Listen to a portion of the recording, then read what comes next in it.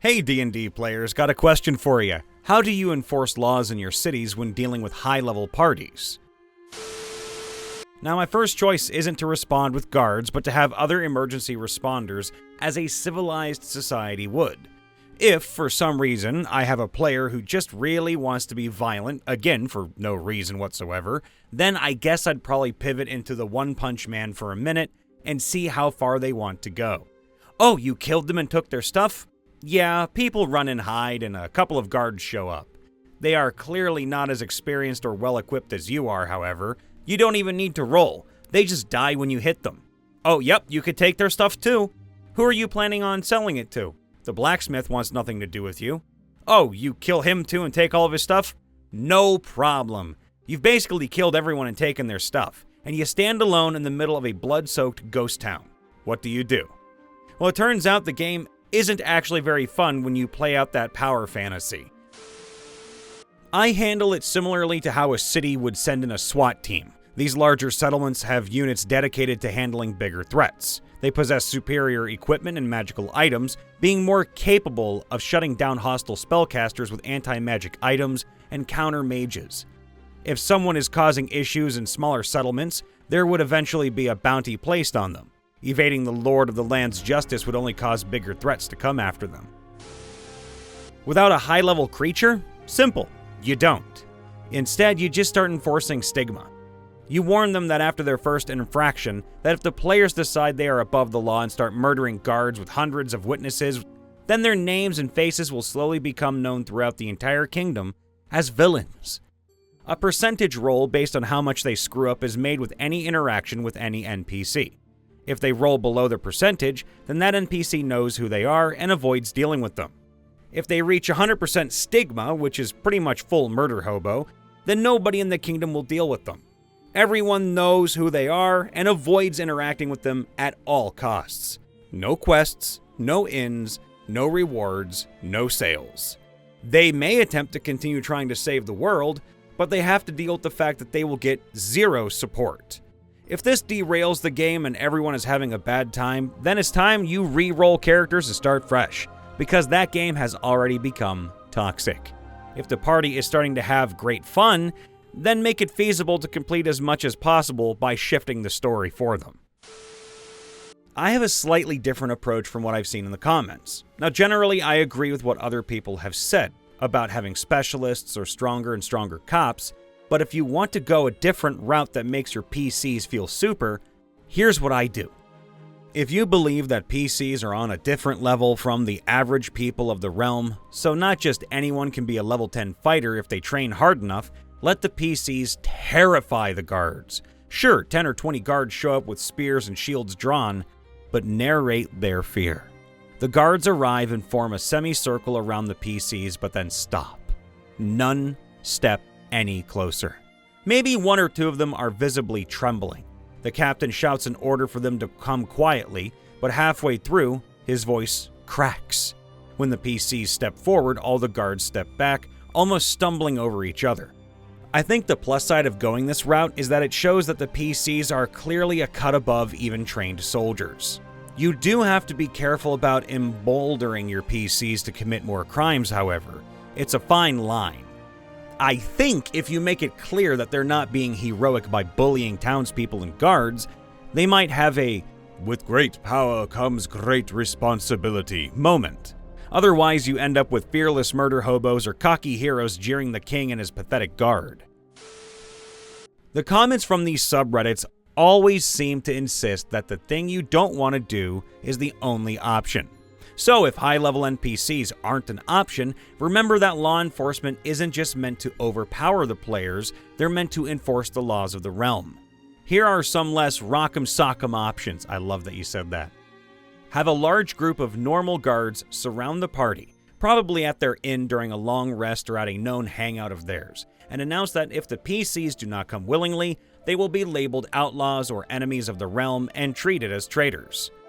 This creates a decision point of whether the group wants to go full murder hobo or face the consequences and subsequent justice. If they refuse to listen to the guards, have the guards ruin their reputation. Have taverns and shops refuse to do business with them. while a couple of city guards chuckle at the group's attempts. Mark them as targets. If they don't abide by the laws, perhaps the laws shouldn't protect them either. Maybe the guards openly refuse to protect or help the PCs and pass that information on to the Thieves Guild. Now, as they roam the city, have a random perception check here or there to see if they notice that their belongings are being pickpocketed. When they try to tell a guard, have the guard laugh and walk away. Use spellcasters to assist with the arrest of the players. Cause enough trouble, and maybe a kingdom mage who specializes in capturing powerful troublemakers comes in. Good luck making multiple saves versus hold person, suggestion, mass suggestion, etc. These specialists might even have counterspell or anti-magic handcuffs. Ultimately, the group should want to obey laws and avoid consequences, but life in jail carries less weight when you can just change characters and start fresh. If the group really doesn't want to follow laws and continues to steal, kill, and break laws at every chance they get, they might be too far gone into the murder hobo lifestyle.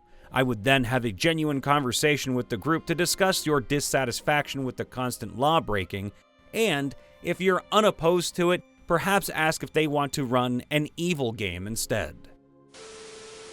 Real-world police. Yuck, oh my god, have an operational doctrine of overwhelming force. Meet every potential danger with way more than enough bodies and firepower to minimize civilian injury or disruptions to the status quo. 5th edition Action Economy could do the same. Sure, a level 10 character could easily take out a single town guard, but 50 of them? Haha, and with the consequences of the town, all the spouses, children, friends, etc. of those guards turning on them? It's a very slippery slope from, I stab him instead of paying the fine, to, I've had to burn this entire town to the ground because everyone from shopkeeper to orphan wanted me dead. It really depends on a few things. If it's a small nowhere hamlet, then yeah, guards are probably no better than peasants with sticks. But if it's a bustling metropolis full of vendors selling magic items from pocket dimensions and constant magical or otherworldly threats, I don't give a flying fuck about your power fantasy. The powers that be would take precautions to protect their own interests. For instance, if a shopkeeper is selling a few 100,000 gold worth of magical items, they're not just going to let the first level 11 rogue come in and clean them out. Why? Because, number 1, this is their livelihood. But number 2, and more importantly, how did that shopkeeper come by all those magical goods in the first place? And, by the way, for that matter, guarantee the PCs aren't anywhere even remotely close to the first adventurers to try insane stuff like this.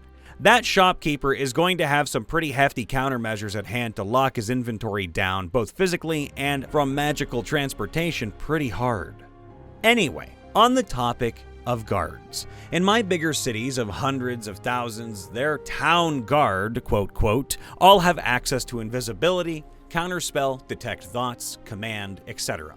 for the purpose of ending conflicts before they start.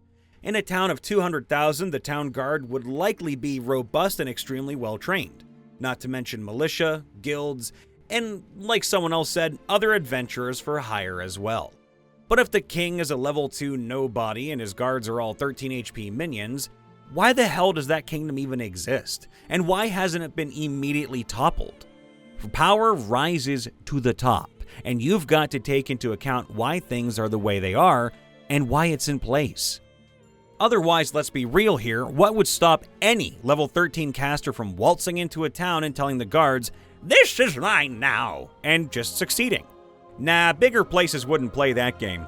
Not even from a mechanical aspect, but from a world-building perspective too. Why is that king, monarch, government, etc. in power if their guards are all level 1 pitchforkers? In a city where there's magical plumbing with heat metal for hot water, the possibilities are virtually endless. And probably not in the PC's favor. They'd even likely have some manner of quick communication. And some of the higher level response teams have the ability to locate creature on a specific guard, teleport a few dozen guards in, and neutralize threats very quickly. If you want to forego high-level NPCs, consider wards and enchantments. A large city will presumably have existed for a long time and have significant wealth at its disposal. The leader, or more, of the city may have spent centuries hiring wizards to place wards and abjuration spells on various significant buildings and public spaces. Maybe they knock out a shopkeeper and steal his or her wares, only to find that when they walk out the door, the sidewalk itself is casting hold person on them. Maybe law enforcement in the town is primarily carried out by pre-existing spells rather than guards. I really like that idea.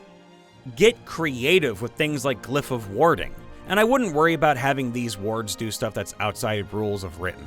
Now, of course, a dedicated team of mages with a long time to enact a plan would be capable of more than one PC wizard on the fly, and similar spells.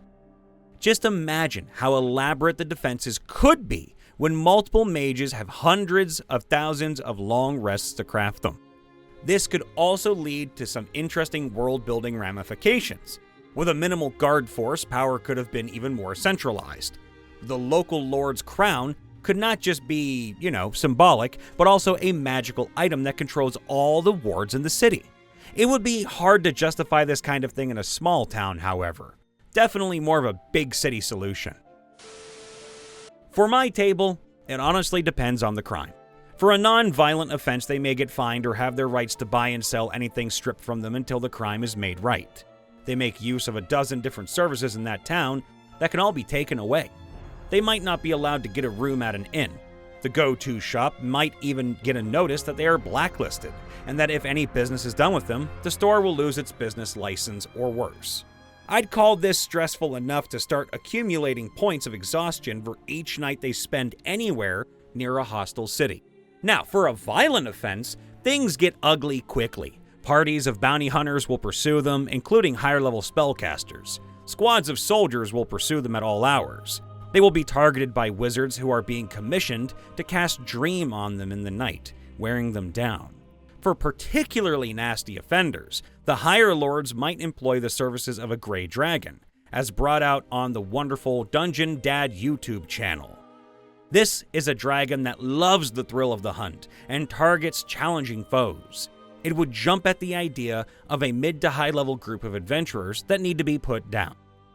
I'd like to throw one more thing into the mix and say you could possibly also have, in bigger cities or higher level cities, individual shopkeepers that have their own variant golem. Keep that in mind too.